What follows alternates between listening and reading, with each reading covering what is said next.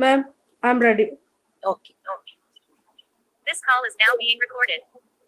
My God, I close my eyes and ask you to give me the light of knowledge and the wideness of my heart and good knowledge. Thank you. Okay, so next.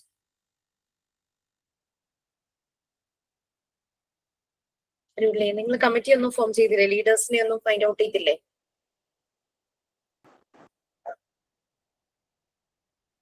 Yes, ma'am. Okay. Please proceed.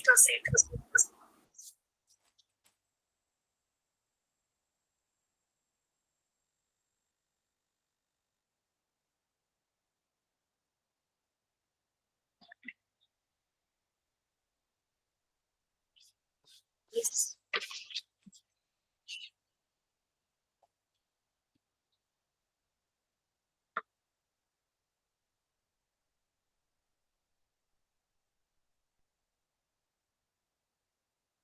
No one who is going to do sign-in thought of the day? Ma'am, thought of the day ഞാൻ ചെയ്യാം. Okay, Deepa.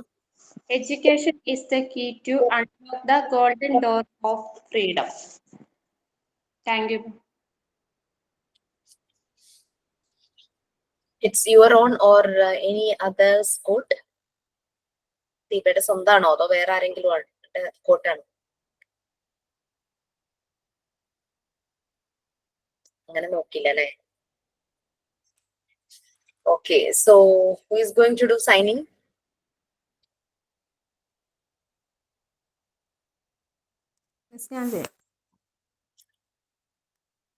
Good morning for everyone. Today we get another day for learn and discuss. Here is our beautiful Jisha Miss. Take the class for us about the great legend Maria Montessori. Yes, this is Safna signing. Okay, very good. Okay, then, so where were we?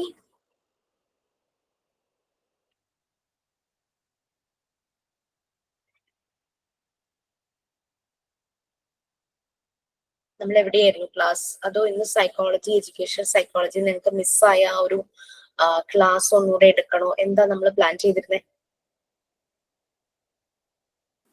സൈക്കോളജിയുടെ class എടുക്കാന്ന് miss പറഞ്ഞിട്ടുണ്ടായിരുന്നോ? Okay, നമ്മൾ കഴിഞ്ഞ ക്ലാസ്സിൽ നിർത്തിയത് എവിടെയാണെന്നൊന്ന് പറയാമോ?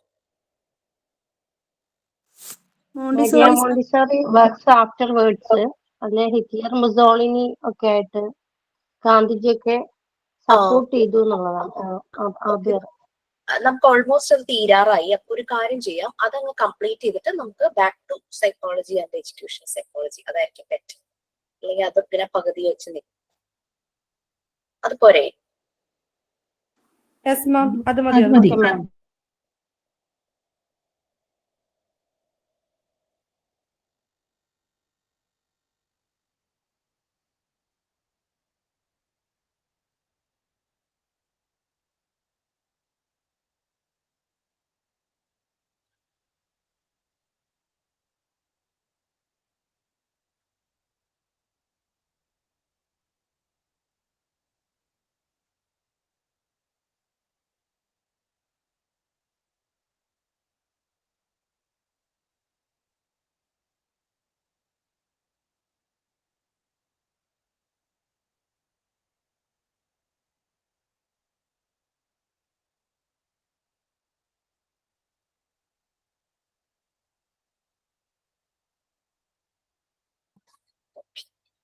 Page ഒന്ന് കണ്ടുപിടിക്കുമായിരുന്നു.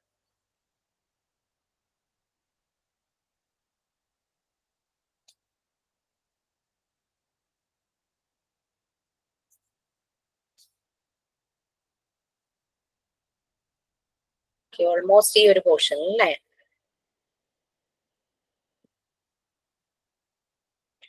So ഈ ഒരു method ഭയങ്കരമായിട്ട് സ്പ്രെഡ് ആവാനായി തുടങ്ങി. കുറേ പേരുടെ സപ്പോർട്ട് ആ ഒരു സമയത്ത് കിട്ടി. Like Jean Piaget, Gandhiji, Sigmund Freud, അദ്ദേഹത്തിന്റെ മകൾ അന്ന ഫ്രോയിഡ്, അങ്ങനെ പല സൈക്കോ അനാലിസ്റ്റുകളുടെയും സോഷ്യൽ റീഫോമേഴ്സ് ആയിട്ടുള്ള ആളുകളുടെ സപ്പോർട്ട് കിട്ടുവാണ്. കാരണം അവർക്ക് മനസ്സിലായി വേൾഡിന്റെ ഒരു പ്രോഗ്രസ്സിന് നല്ലൊരു യൂത്താണ് വരേണ്ടത്. അങ്ങനെ യുദ്ധം ചെയ്ത ഇല്ലാതാകുന്ന യൂത്ത് അല്ല, നല്ലൊരു യൂത്താണ് വരേണ്ടതെന്നുള്ള മറിയ മോണ്ടിസോറിയുടെ എയിം അവർക്ക് മനസ്സിലായി. അപ്പം ഇനീഷ്യലി ഹിറ്റ്ലറും മുസോളിനിയും എല്ലാം അട്രാക്റ്റഡ് ആയി. ബട്ട് അവരുടെ എയിം എന്ന് പറഞ്ഞു കഴിഞ്ഞാല് അവർ ഓട്ടോക്രാറ്റിക് റൂളേഴ്സ് ആയിരുന്നു. യൂത്തിനെ കൊണ്ട് യുദ്ധം ചെയ്യിച്ച് അവരുടെ സാമ്രാജ്യം ഒരു ഇത് കെട്ടിപ്പടുക്കുക എന്നുള്ള ഒരു ഇതിലുള്ള ഏകാധിപതികളായിരുന്നു ഹിറ്റ്ലറും മുസോളിനിയും, ഓട്ടോക്രാറ്റിക് റൂളേഴ്സ്. ഓക്കെ, നമുക്ക് ആ പാരഗ്രാഫ് തുടങ്ങി വായിക്കാം. Hitler and Mussolini were also attracted എന്ന് പറഞ്ഞ ആ ഒരു പാരഗ്രാഫ് ആരെങ്കിലും വായിക്കും. Hitler and Mussolini were also Yes, please. attracted to the Montessori method, but by 1934, Mussolini became president of the Montessori Society of Italy, and a clash of opinion developed between Dr. Montessori and Mussolini's leaders. By 1935, the method was banned in Germany by Nazi police, and by 1936, the schools in Italy had also closed. Okay, so നമുക്കത് മനസ്സിലായി. ഹിറ്റ്ലറും മുസോളിനിയും ഈ ഒരു മെത്തേഡുമായിട്ട് attracted ആയി. പക്ഷേ Mussolini അവിടുത്തെ president ഒക്കെ ആയി മാറി കഴിഞ്ഞപ്പോഴേക്കും ഒരു ഭയങ്കര ക്ലാഷ് വന്നു. കാരണം ഡെഫിനറ്റ്ലി അവരുടെ എയിം എന്താണോ അതിന് അഗെയിൻസ്റ്റ് ആയിട്ട് പോകുന്ന ഒരു എയിമാണ് ഡോക്ടർ മറിയ മോണ്ടിസോറിയുടെ. അങ്ങനെ മറിയ മോണ്ടിസോറി മുസോളിനി ലീഡേഴ്സുമായിട്ട്, മുസോളിനിയുടെ ഫോളോവേഴ്സ് കുറെ ഉണ്ടായിരുന്നു, അതുമായിട്ട് ക്ലാഷ് ഉണ്ടായി. അങ്ങനെ ഈ മെത്തേഡ് ജർമ്മനിയിൽ ഇത് നാസി പോലീസ് ബാൻ ചെയ്തു, ഇറ്റലിയിലെ സ്കൂൾസ് എല്ലാം ക്ലോസ്ഡ് ആയി. അങ്ങനെ സംഭവിച്ചു. നെക്സ്റ്റ് പാരഗ്രാഫിൽ വീണ്ടും ഒരു റീവേക്ക് എന്നുള്ള രീതിയിൽ വീണ്ടും അത് ഉണർന്നു വരുന്ന ഒരു എന്താ പറയുക ഒരു കാഴ്ചയാണ് കാണുന്നത്. സോ നെക്സ്റ്റ് പാരഗ്രാഫ് ആരോ വായിക്കാന്ന് പറഞ്ഞിട്ടുണ്ട്. It was in 1939 that Montessori came to India to set up a training center and began a course. She spent the war years interned in India as an Italian national. She wrote several books in which the central elements were the care of infants and formulating an educational system which would ensure peace through moral reform. Her talks in India were compiled into many books and published under her name. In 1947, she was invited back to Italy to restart the movement.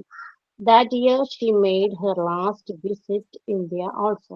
In 1949, the 8th International Montessori Congress was held in Italy. Okay, so അപ്പൊ ആ ഒരു ടൈമില് മോണ്ടിസോറിക്ക് ഇറ്റലിയിൽ നിന്നിട്ട് കാര്യമില്ല. കാരണം schools എല്ലാം അവിടെ ക്ലോസ് ചെയ്തു. നിയർ ബൈ കൺട്രീസിൽ ഈ പറയുന്ന എല്ലായിടത്തും ഡൗൺ ആയി തുടങ്ങി. ജർമ്മനിയിലൊക്കെ ബാൻ ചെയ്തു. അങ്ങനെ വന്നപ്പോൾ മോണ്ടിസോറി ഇന്ത്യയിലേക്ക് വരികയാണ്. ഇറ്റാലിയൻ നാഷണൽ ആയിട്ട് തന്നെ ഇന്ത്യയിലേക്ക് വരികയാണ്. കാരണം വാർ നടക്കുന്ന സമയം അങ്ങനെയൊക്കെ അവിടെ ഇന്ത്യയിൽ സ്പെൻഡ് ചെയ്തു. അവിടെ ഒരു ട്രെയിനിങ് സെന്റർ, അതായത് മോണ്ടിസോറി ട്രെയിനേഴ്സിന് ട്രെയിനിങ് കൊടുക്കാനുള്ള ഒരു ട്രെയിനിങ് സെന്റർ സ്റ്റാർട്ട് ചെയ്തു, കോഴ്സ് സ്റ്റാർട്ട് ചെയ്തു. പല ബുക്കുകളും അവർ ആ സമയത്ത് എഴുതി. അതിന്റെ എല്ലാം മെയിൻ കണ്ടന്റ് എന്ന് പറയുന്നത് കെയർ ഓഫ് ഇൻഫൻസ്, കൊച്ചുകുട്ടികളുടെ കെയർ, അവരെങ്ങനെ സയന്റിഫിക് ആയിട്ട് അവരുടെ കാര്യങ്ങൾ കെയർ ചെയ്യണം, അങ്ങനെ ഒരു അതായിരുന്നു കൂടുതലും. അങ്ങനെ ഒരു എഡ്യൂക്കേഷണൽ സിസ്റ്റം ഫോർമുലേറ്റ് ചെയ്യുവാണ്. അതിന്റെ മെയിൻ ഉദ്ദേശം എന്ന് പറഞ്ഞു കഴിഞ്ഞാല് ടു എൻഷുർ, ഉറപ്പാക്കുക പീസ്, സമാധാനം ത്രൂ മോറൽ റീഫോം. കുട്ടികളുടെ സൈക്കിക് ഡെവലപ്മെന്റ്, മെന്റൽ ഡെവലപ്മെന്റ് ശരിയായ രീതിയിൽ പോകുന്ന ഒരു മോറൽ, അവരുടെ മോറൽ സൈഡ് നല്ല രീതിയിൽ പോകുന്ന രീതിയിലുള്ള കൊണ്ടുപോകുമ്പോൾ എൻഡ് റിസൾട്ട് അവരൊരു പീസ്ഫുൾ ആയിട്ടുള്ള സൊസൈറ്റി ബിൽഡ് ചെയ്യുന്നതാണ് മറിയ മോണ്ടിസോറി പറയുന്നത്. പലപ്പോഴും ഒരു പല പ്രഭാഷണങ്ങളൊക്കെ ഇന്ത്യയിൽ നടത്തിയിട്ടുണ്ട്. ആ ടോക്സ് എല്ലാം കമ്പൈൽ ചെയ്ത് ഇവരുടെ പേരിൽ തന്നെ ബുക്സ് ആയിട്ട് publish ചെയ്തിട്ടുമുണ്ട്.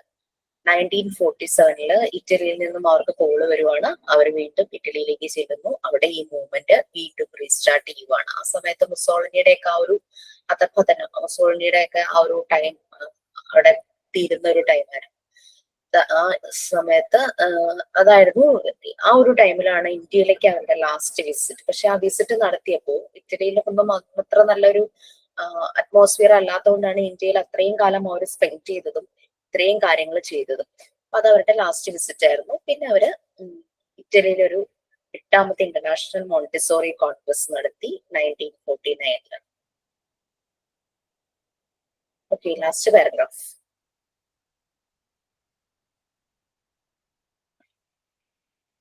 Last paragraph. Afterward, many honors to be bestowed upon her, she lived to see her educational methods being accepted all around the world. She was nominated for the Nobel Prize 3 times and was delegated to the UNESCO conference in Florence, Italy, 1950. She attended the 9th International Montessori Congress in London in 1951, a training course in Australia and lectures in Rome. She died of a cerebral hemorrhage in May 6, 1952 at the age of 82. Her son, Mario, and his children carried on the legacy of her work. Her home at Amsterdam was maintained as a memorial to her dedicated work and was run by her son. So അതിനുശേഷം ഇവരെ തേടി കുറെ owners, ബഹുമതികൾ അതൊക്കെ വന്നു. പിന്നെയുള്ള life എന്ന് പറഞ്ഞു കഴിഞ്ഞാൽ ഇതുപോലുള്ള മെത്തേഡ്സ് ഓൾ വേൾഡ് സ്പ്രെഡ് ചെയ്യുന്നതിനായിട്ട് അവര് ചെയ്തു. എല്ലായിടത്തും ഈ മെത്തേഡ് ആക്സെപ്റ്റ് ചെയ്തു. നോബൽ പ്രൈസിന് വേണ്ടിയിട്ട് 3 times നോമിനേറ്റഡ് ആയി. ബട്ട് അങ്ങനെ നോമിനേറ്റഡ് ആവുന്നത് തന്നെ ഭയങ്കര ഒരു ഓണറാണ്. പിന്നെ യുനെസ്കോ കോൺഫറൻസിൽ ഒരു ഡെലിഗേറ്റ് ആയിരുന്നു. പിന്നെ അത് കഴിഞ്ഞിട്ട് 9th ഇന്റർനാഷണൽ മോണ്ടിസോറി കോൺഗ്രസ് നടത്തി ലണ്ടനിൽ ഒരു ട്രെയിനിങ് കോഴ്സ് വീണ്ടും സ്റ്റാർട്ട് ചെയ്തു. ലണ്ടനിലൊക്കെ യൂറോപ്പിലൊക്കെ ഫസ്റ്റ് ഭയങ്കരമായിട്ട് വന്നു. പക്ഷെ വീണ്ടും അത് താഴേക്ക് പോകുന്ന ഒരു അവസ്ഥയുണ്ടായിരുന്നു. അപ്പൊ എല്ലായിടത്തും വീണ്ടും ട്രെയിനിങ് കോഴ്സുകളൊക്കെ സ്റ്റാർട്ട് ചെയ്തു. ഓസ്ട്രേലിയയിലും അങ്ങനെ പല ഭാഗങ്ങളിലും, വേൾഡിന്റെ പല ഭാഗങ്ങളിലും സെറിബ്രൽ ഹെമറേജ് വന്നാണ് അവർ മരിക്കുന്നത്. 82 വയസ്സായപ്പോ. അതുവരെ മറിയ മോണ്ടിസോറി ഈ ഒരു മെത്തേഡ് സ്പ്രെഡ് ചെയ്യുന്നതിനെല്ലാം വേണ്ടിയിട്ട് അവരുടെ ലൈഫ് മാറ്റിവെച്ചു. അവരുടെ മകൻ മറിയോ മോണ്ടിസോറിയും കുട്ടികളുമാണ് പിന്നീട് ഇവരുടെ ഒരു ലെഗസി എന്ന് പറഞ്ഞു കഴിഞ്ഞാൽ ഒരു ഗിഫ്റ്റ് ഓഫ് പേഴ്സണൽ പ്രോപ്പർട്ടി. ഇവര് തുടർന്ന് വന്ന കാര്യങ്ങള് മറിയോ മോണ്ടിസോറിയും അദ്ദേഹത്തിന്റെ കുട്ടികളും കൂടിയാണ് പിന്നീട് ആ വർക്കുകൾ സ്റ്റാർട്ട് ചെയ്തത്. മറിയ മോണ്ടിസോറിയുടെ ആംസ്റ്റർഡാമിലെ വീട് ഒരു മെമ്മോറിയൽ പോലെ മറിയ മോണ്ടിസോറിയുടെ ഒരു ഡെഡിക്കേറ്റഡ് വർക്കിന്റെ മെമ്മോറിയൽ പോലെ അത് ഇപ്പോഴും ഉണ്ട്. അത് റൺ ചെയ്യുന്നത് അവരുടെ സണ്ണാണ്. ആ ഒരു രീതിയിൽ ഇപ്പോഴും വേൾഡ് വൈഡ് വളരെ ഇമ്പോർട്ടൻസ് ആണ് മോണ്ടിസോറി മെത്തേഡിന്. KG വളരെ നമ്മള് ഇത് പഠിക്കുന്നുണ്ട് എന്ന് അറിയുമ്പോ തന്നെ പല സ്കൂളുകാരും ഈവൻ ടീച്ചിങ് പ്രാക്ടീസ് പോകുമ്പോൾ തന്നെ കണ്ടിന്യൂ ചെയ്യാനായിട്ട് പറയുന്ന ഒരു രീതിയാണ്. കാരണം ഈ ഒരു മെത്തേഡ് അതുപോലെ റിസൾട്ട് ഉള്ളത് കൊണ്ടാണ് അറിയാവുന്ന എല്ലാവർക്കും ഇപ്പൊ അറിയാം ഈ മെത്തേഡിനെ കുറിച്ച്. സോ KG സെഷനിൽ കുട്ടികളിൽ ഏറ്റവും നല്ല പോലെ അപ്ലൈ ചെയ്യാൻ പറ്റുന്ന ഒരു മെത്തേഡാണ് മോണ്ടിസോറി മെത്തേഡ്. ഈവൻ ദോ നമ്മളുടെ ലൈഫില്, നമ്മളുടെ ഫാമിലിയില് ഒക്കെ നമുക്ക് ഈ മെത്തേഡിന്റെ പല റിഫ്ലക്ഷൻസും നമുക്ക് അപ്ലൈ ചെയ്യാം. നല്ല ചേഞ്ചസ് നമ്മളുടെ ലൈഫിൽ തന്നെ വരും. അതാണ് മോണ്ടിസോറി മെത്തേഡിന്റെ ഒരു പ്രത്യേകത. സോ നെക്സ്റ്റ് ചാപ്റ്റർ നമ്മൾ സൈക്കോളജി, എഡ്യൂക്കേഷണൽ സൈക്കോളജി ഒന്ന് പറഞ്ഞു പോവാം. നമുക്ക് അതൊന്ന് സ്കിപ്പായി പോയിട്ടുണ്ടായിരുന്നു, ചെറിയൊരു ടെക്നിക്കൽ ഇഷ്യൂ ഉണ്ട്. സോ ഞാനതൊന്നും അതിന്റെ നിർത്തോട്ടെ. സോ മറിയ മോണ്ടിസോറി നിങ്ങൾക്ക് പാർട്ട് 4 ആയിട്ടുണ്ടോ? ഈ മോഡ്യൂൾ 1 പാർട്ട് 4 എടുത്തു തുടങ്ങിയോ? സ്കൂൾ ഓർഗനൈസേഷൻ ആ ഒരു പോർഷൻ എടുത്ത് കഴിഞ്ഞോ? ഇല്ലല്ലോ, എടുത്തോണ്ടിരിക്കുവല്ലേ? സ്കൂൾ മാനേജ്മെന്റ്, ഓഫീസ് മാനേജ്മെന്റ് എടുത്തു. അതിന്റെ അസൈൻമെന്റ് മിസ് തന്നിട്ടുണ്ടോ? മിസ് ഒരു രജിസ്റ്റർ പ്രിപ്പയർ ചെയ്യാൻ പറഞ്ഞിട്ടുണ്ട്. ഒരു 10 questions ഒരുമിച്ചുള്ള ഒറ്റ അസൈൻമെന്റ് ഉണ്ട്. അത് തന്നിട്ടില്ലല്ലോ? ഇല്ല, അറ്റൻഡൻസ് ഇല്ല. അത് മിസ് തരും കേട്ടോ. അത് തരും. അതില് 2 കാര്യങ്ങൾ ഇപ്പൊ മറിയ മോണ്ടിസോറിയുടെ പോർഷൻ എടുത്തോണ്ട് ഞാനൊന്ന് ജസ്റ്റ് സൂചിപ്പിക്കാന്ന് വെച്ചിട്ടാണ്. 2 questions അതിലുണ്ട്. ഒന്ന്, നമ്മൾക്ക് പേഴ്സണലി അറിയാവുന്ന 3 പ്രീ സ്കൂൾ ടീച്ചേഴ്സിനെ കുറിച്ച് എഴുതുക എന്നുള്ളത്. നമ്മൾക്ക് പേഴ്സണലി അറിയാവുന്നത്. ഞാൻ ആ അസൈൻമെന്റ് എഴുതിയ സമയത്ത് ഞാൻ വർക്ക് ചെയ്ത മോണ്ടിസോറി സ്കൂളിലെ ഡയറക്ടർ ആയിട്ടുള്ള അജിസാറിനെ കുറിച്ചും എന്റെ മോനെ LKG പഠിപ്പിച്ച ഒരു ആൻഡ്രീത്ത സിസ്റ്റർ ഉണ്ട്, സിസ്റ്ററിനെ കുറിച്ചും പിന്നെ എന്നെ നഴ്സറി പഠിപ്പിച്ച കനക ടീച്ചറെ കുറിച്ചാണ് ഞാൻ എഴുതിയത്. അതുപോലെ നമ്മൾക്ക് LKG UKG ടീച്ചേഴ്സിനെ കുറിച്ച് എഴുതാമോ മിസ്? LKG UKG പഠിപ്പിക്കുന്ന ടീച്ചേഴ്സിനെ ഓക്കെ, അപ്പം അത് എഴുതാം. പിന്നെ അതുപോലെ തന്നെ വേൾഡ് ഫേമസ് ലെജൻഡ്സ് ആയിട്ടുള്ള നമ്മുടെ കുറച്ച് ടീച്ചേഴ്സ് ഉണ്ടല്ലോ, അങ്ങനെ 10 പേരെ കുറിച്ച് എഴുതണം. ഒരു ബുക്കായിട്ടാണ് നിങ്ങൾ അസൈൻമെന്റ് ചെയ്യേണ്ടത്. ഇതുപോലെ ഒരു book, school organisation and community relation. 10 ക്വസ്റ്റ്യനിലെ 2 question ആണ് ഞാനിപ്പോ പറഞ്ഞത്. 10 ക്വസ്റ്റ്യൻസും അശ്വതി മിസ് നിങ്ങൾക്ക് തരും. സെക്കൻഡ് ക്വസ്റ്റ്യൻ എന്തായിരുന്നു മാം? ഇപ്പൊ ചെയ്യണ്ട, നിങ്ങൾക്ക് ക്വസ്റ്റ്യൻ തരും. ഞാനിപ്പോ മറിയ മോണ്ടിസോറിയുടെ ചാപ്റ്റർ കംപ്ലീറ്റ് ചെയ്തപ്പോ ഇതൊന്ന് പറഞ്ഞതാണ്. ഒന്ന് മനസ്സിൽ ഓർത്ത് വെക്കുക നമുക്ക് പരിചയമുള്ള ടീച്ചർമാരെ. ഫസ്റ്റ് വൺ, നമുക്കറിയാവുന്ന 3 പ്രീ സ്കൂൾ ടീച്ചേഴ്സ്. ഏതായാലും ഇപ്പൊ ചിലപ്പോ ഫസ്റ്റ് സ്റ്റാൻഡേർഡിലെ അറിയുമെങ്കിൽ അതായാലും കുഴപ്പമൊന്നുമില്ല. ചെറിയ ക്ലാസ്സുകളിലെ ടീച്ചേഴ്സ്. അംഗൻവാടി ടീച്ചറായല്ലോ. ആരാ? അംഗൻവാടി കുഴപ്പമില്ല. പിന്നെ എഴുതേണ്ടത് 10 വേൾഡ് ഫേമസ്. ഞാൻ എഴുതിയത് ആരെ കുറിച്ചൊക്കെയാണ് ഞാൻ പറയാം. Biographies of world non best teachers ആണ് അതാണ് ക്വസ്റ്റ്യൻ. അതിലെ ഫസ്റ്റ് വൺ ആൽബർട്ട് ഐൻസ്റ്റീൻ. ഞാൻ എഴുതിയപ്പം ഇത് ചെറിയൊരു കോളേജ് നോട്ട് ബുക്കാ. ആൽബർട്ട് ഐൻസ്റ്റീന്റെ പിക്ചർ കിട്ടുവാണെങ്കിൽ കേട്ടോ, നിർബന്ധമൊന്നുമില്ല. ഈ പറയുന്നവരെ തന്നെ നിങ്ങൾ എഴുതണമെന്നില്ല, ഞാൻ പറഞ്ഞേ ഉള്ളൂ. ഞാൻ എഴുതിയവരെയാണെന്ന് പറഞ്ഞു തരാം. അദ്ദേഹം ജനിച്ച വർഷം, മരിച്ച വർഷം എഴുതിയതിനു ശേഷം അദ്ദേഹത്തെ കുറിച്ചൊരു ബ്രീഫിംഗ്, അദ്ദേഹത്തിന്റെ ലൈഫിനെ കുറിച്ചൊക്കെ. ഇത്രയും. നോട്ട് ബുക്കിലാണോ എഴുതണ്ടേ? ഇതുപോലുള്ള ഒരു നോട്ട്ബുക്കിൽ, ഒരു അസൈൻമെന്റ് നോട്ട്ബുക്ക് ഈ ഒരു അസൈൻമെന്റിനായിട്ട് വെക്കണം. കാരണം ഈ 10 ക്വസ്റ്റ്യൻസും ഒരുമിച്ച് ഇതിലുള്ളതാണ്. നമ്മുടെ പാർട്ട് 4 ആയ സ്കൂൾ മാനേജ്മെന്റ്, സ്കൂൾ ഓർഗനൈസേഷൻ, അതിനെ പറ്റിയുള്ള ഒറ്റ അസൈൻമെന്റ് ആണ് ഈ 10 ക്വസ്റ്റ്യൻസ്. 100 മാർക്സ് ആണ്. നമ്മൾ പണ്ട് ഇംഗ്ലീഷിലൊക്കെ ബയോഗ്രാഫീസ് പഠിച്ചിട്ടില്ലേ, അതുപോലെയാണോ എഴുതേണ്ടത്? അതന്നെ, അവരുടെ ലൈഫിൽ പിന്നെ ആസ് എ ടീച്ചർ അവരുടെ ആ കാര്യങ്ങൾ കുറച്ച് പ്രോമിനന്റ് ആയിട്ട് എഴുതണം എന്ന് മാത്രം. പിന്നെ എഴുതിയത് ആനി സല്ലവൻ. ആരാ? ഹെലൻ കെല്ലറിന്റെ ഹെലൻ കെല്ലറിന്റെ ടീച്ചർ. പിന്നെ എഴുതിയത് അരിസ്റ്റോട്ടിലിനെ കുറിച്ചാണ്. അദ്ദേഹം ബിഫോർ പ്രസിഡന്റ് ആയിരുന്ന ഒരു ഗ്രീസിലുള്ള ആളായിരുന്നു അരിസ്റ്റോട്ടിൽ, ഒരു ഗ്രീക്ക് ഫിലോസഫർ ആണ്. പിന്നെ ഈ 9 എണ്ണവും നിങ്ങൾക്ക് ഇഷ്ടമുള്ളത് സെലക്ട് ചെയ്യാം. ഒരാള് നിർബന്ധമായിട്ടും ഡോക്ടർ മറിയ മോണ്ടിസോറി ആയിരിക്കണം.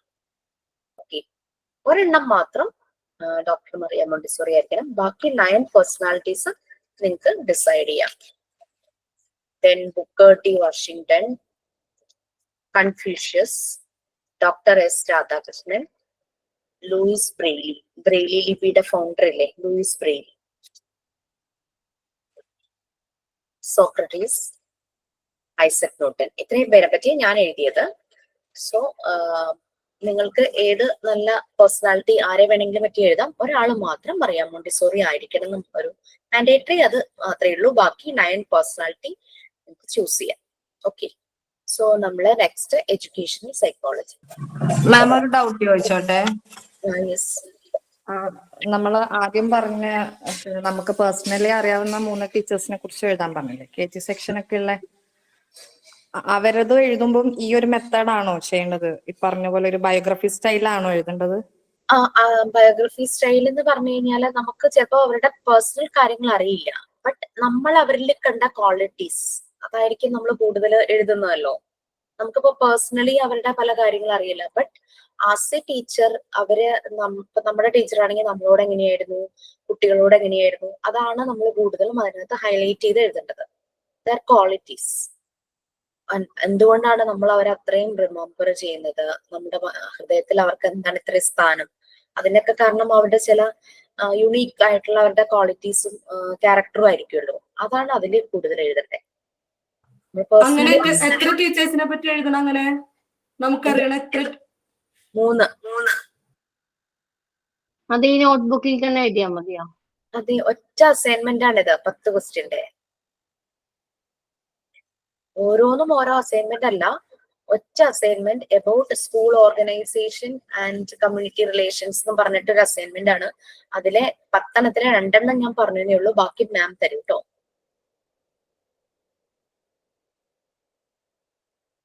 നെക്സ്റ്റ് സൈക്കോളജി ആൻഡ്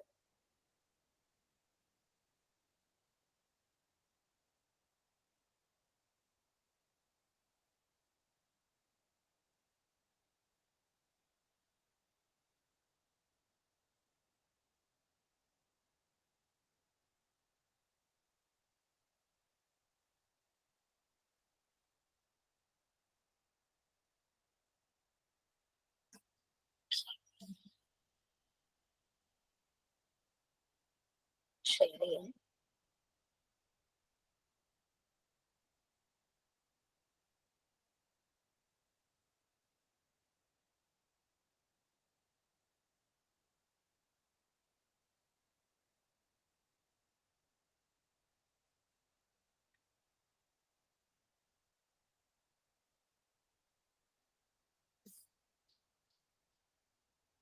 ഓക്കെ, മുഴുവനും നമ്മൾ സാധാരണ ക്ലാസ് എടുക്കുന്ന പോലെയല്ല, ജസ്റ്റ് നമ്മളൊന്ന് എന്താ പറയാ ബ്രീഫ് ചെയ്യുവാണ്. ഓക്കെ, അപ്പൊ നമ്മള് സൈക്കോളജിയെ പറ്റി പറഞ്ഞപ്പോ നമ്മൾ പറഞ്ഞു എന്തായിരുന്നു സൈക്കോളജി എന്ന് പറഞ്ഞു കഴിഞ്ഞാൽ എന്തായിരുന്നു പറഞ്ഞത്? നമുക്ക് ആദ്യമൊക്കെ പണ്ട് കാലങ്ങളിലൊക്കെ ഒരു സ്റ്റിഗ്മ ഉണ്ടായിരുന്നു സൈക്കോളജി എന്ന് കേൾക്കുമ്പോൾ. അതെന്തായിരുന്നു? യെസ്, സൈക്കോളജി അല്ലെങ്കിൽ സൈക്കോളജിസ്റ്റ് എന്നൊക്കെ കേൾക്കുമ്പോൾ മെന്റലി ഉള്ള പ്രശ്നം, മാനസിക പ്രശ്നമുള്ളവർക്ക് അതെ, കേൾക്കുമ്പോ എന്തോ മെന്റൽ പ്രോബ്ലം ഉണ്ട്, ഭ്രാന്ത്, അങ്ങനെ വിചാരിക്കും. ബട്ട് ഇപ്പൊ ആ സ്റ്റിഗ്മ ഒത്തിരി മാറി വരികയാണ്. കാരണം നമ്മളൊരു നമ്മൾ പറഞ്ഞു നമ്മുടെ പ്ലെയേഴ്സ് അവരൊരു മാച്ചിന് പോകുന്നതിന് മുമ്പ് ഇതുപോലെ സൈക്കോതെറാപ്പിസ്റ്റിനെയോ സൈക്കോളജിസ്റ്റിനെയോ ഒക്കെ കണ്ട് അവരൊന്ന് റിലാക്സ് ആകാൻ വേണ്ടിയിട്ട് അങ്ങനെയുള്ള തെറാപ്പി സെഷൻസിനൊക്കെ അവർ പോകും. ഓക്കെ, ശരിക്കും സൈക്കോളജി എന്ന് പറയുന്നത് ഒരു സയന്റിഫിക് സ്റ്റഡിയാണ്. എന്തിന്റെ? Scientific study of the mind and behaviour. അതെ, മനസ്സിന്റെയും സ്വഭാവം ബിഹേവിയറിന്റെയും ഒരു സയന്റിഫിക് സ്റ്റഡിയാണ്. ഈ സൈക്കോ അനാലിസിന്റെ ഒക്കെ ഫൗണ്ടർ ആയിട്ട് പറയുന്നത് സിഗ്മണ്ട് ഫ്രോയിഡ് ആണ്. സിഗ്മണ്ട് ഫ്രോയിഡ് ഇപ്പൊ നിങ്ങൾ മറിയ മോണ്ടിസോറി പഠിച്ചിട്ട് ഡീറ്റെയിൽസ് പറഞ്ഞപ്പോ അതിനകത്ത് പറഞ്ഞു മറിയ മോണ്ടിസോറിയെ വളരെയധികം സപ്പോർട്ട് ചെയ്തവരിൽ ഒരാളാണ് സിഗ്മണ്ട് ഫ്രോയിഡും അദ്ദേഹത്തിന്റെ മകൾ ആൻ ഫ്രോയിഡ്. സിഗ്മണ്ട് ഫ്രോയിഡിന്റെ കോൺട്രിബ്യൂഷൻസ് പല സൈക്കോളജിയുടെ പല ഏരിയയിലും വളരെ കൂടുതലായിട്ടുണ്ട്. അദ്ദേഹം എപ്പോഴും കുട്ടികളുടെ ഡെവലപ്മെന്റിനെ കുറിച്ചും അദ്ദേഹം കുറെ ഒബ്സർവേഷൻസ് നടത്തിയിട്ടുണ്ട്. അങ്ങനെ പല രീതിയിലും സൈക്കോളജിയുടെ ഇമ്പോർട്ടൻസ്. അപ്പൊ ഇതൊരു സയന്റിഫിക് സ്റ്റഡിയാണ് സൈക്കോളജി എന്ന് പറയുന്നത്, ഹ്യൂമൻ ബിഹേവിയറിന്റെ സ്റ്റഡി. അപ്പൊ അത് ഇപ്പോഴും അത് ഒരു ഗ്രോയിങ് പ്രോസസ്സിലുള്ള ഒരു ബ്രാഞ്ച് തന്നെയാണെന്ന് പറയാം സൈക്കോളജി എന്ന് പറയുന്നത്. അതിന് പല വിങ്സ് ഉണ്ട്, പല ബ്രാഞ്ചസ്, ശാഖകൾ പോലെ ഇങ്ങനെ പോകുന്നുണ്ട്. പല രീതിയിലുള്ള റിസർച്ചസ് ഉണ്ട്, കോഴ്സുകൾ തന്നെ ധാരാളം ഉണ്ട്, സൈക്കോളജി റിലേറ്റഡ് ആയിട്ടുള്ള കോഴ്സുകൾ. പ്രത്യേകം ഓരോ ഏരിയയിൽ സ്പെഷ്യലൈസ് ചെയ്യാവുന്ന രീതിയിൽ അങ്ങനെ ഇതിങ്ങനെ ഭയങ്കര വാസ്റ്റ് ആയിട്ട് കിടക്കുന്ന ഒരു ഏരിയയാണ് ഈ സൈക്കോളജി എന്ന് പറയുന്നത്. സയന്റിഫിക് സ്റ്റഡിയാണ്. ഓക്കെ, ഇനി നമ്മളിത് പറഞ്ഞു വന്നത് എന്തുകൊണ്ട് ടീച്ചേഴ്സിന് സൈക്കോളജി അറിയണം? why it's necessary in educational system. Educational സിസ്റ്റത്തിൽ സൈക്കോളജിയുടെ സെറ്റിങ്സ്, അതിന്റെ ഇമ്പോർട്ടൻസ്, അതെന്തിനാണ് ഒരു ടീച്ചർക്ക് അല്ലെങ്കിൽ ഒരു ഫെസിലിറ്റേറ്റർക്ക് ഈ സൈക്കോളജിയെ പറ്റി അറിയണമെന്ന് പറയുന്നത് എന്തുകൊണ്ടാണ്? മാം, ഈ കുട്ടികൾ പലതരത്തിലുള്ള സിറ്റുവേഷനിൽ നിന്ന് വന്നവരായിരിക്കുമല്ലോ. അപ്പൊ അവരുടെ മാനസികാവസ്ഥ ടീച്ചേഴ്സ് എന്തായാലും മനസ്സിലാക്കണം. പലരുടെ അവസ്ഥ പല ടൈപ്പിലായിരിക്കുമല്ലോ. അപ്പൊ അതിനനുസരിച്ച് പ്രവർത്തിക്കാനായിരിക്കും സൈക്കോളജി അറിഞ്ഞിരിക്കണം എന്ന് പറയുന്നത്. നമ്മൾ നേരത്തെ പറഞ്ഞു സ്റ്റഡി ഓഫ് ഹ്യൂമൻ ബിഹേവിയർ. നമ്മളുടെ മുന്നിൽ 10 കുട്ടികൾ വന്നാൽ 10 പേർക്ക് 10 ബിഹേവിയർ ആയിരിക്കും, അല്ലെ? അപ്പൊ നമ്മൾക്ക് അവരെ മനസ്സിലാക്കണം. കുട്ടികളോട് നല്ല രീതിയിൽ നമുക്ക് പെരുമാറാനും അത് നമ്മൾ അറിഞ്ഞിരിക്കണം. എന്നാലാണ് നമുക്ക് അത് നല്ല രീതിയിൽ കുട്ടികളോട് പെരുമാറാനായിട്ട് പറ്റുള്ളൂ. അപ്പൊ നമ്മളുടെ മുന്നിൽ ഒരു കുട്ടി വരുമ്പോ ആ കുട്ടിയുടെ ചിലപ്പം അവൻ ഉള്ളിലത്തെ കാര്യം പറയുന്നുണ്ടാവില്ല, പക്ഷെ അവന്റെ ഫേഷ്യൽ എക്സ്പ്രഷനിൽ നിന്ന് നമുക്ക് ചിലപ്പോൾ മനസ്സിലാവും ഹി ഈസ് സഫറിങ് സംതിങ് അല്ലെങ്കിൽ ഷീ ഈസ് സഫറിങ് സംതിങ് എന്ന് മനസ്സിലാകും.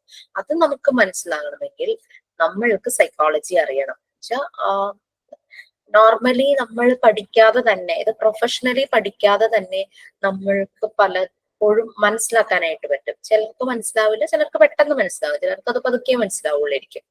അപ്പം അതിപ്പോ കുട്ടികളുടെ തന്നെയല്ല, പ്രായമായ ആൾക്കാരുടെ ആണെങ്കിലും നമ്മളുടെ ഫ്രണ്ട്സിന്റെ ആണെങ്കിലും ലൈഫ് പാർട്ട്ണർ ആര് തന്നെയായാലും അവർ ഡെയിലി ചെയ്യുന്ന കാര്യങ്ങളിൽ നിന്നും ചേഞ്ച് ആയിട്ട് എന്തെങ്കിലും അവർ കാണിക്കുമ്പോൾ സംതിങ് നമുക്ക് ഫീൽ ചെയ്യും അല്ലെ, നമുക്ക് എന്തോ പ്രശ്നമുണ്ട്.